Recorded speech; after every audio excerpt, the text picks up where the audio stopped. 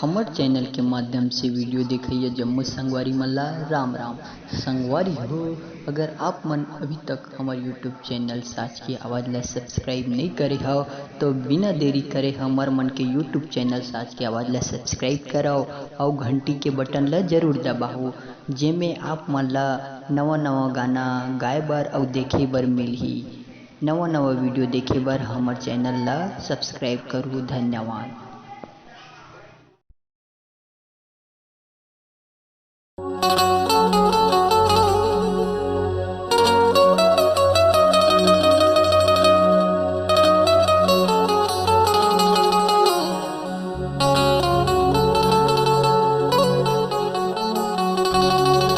गोरी मैं दीवाना हो गया तो वो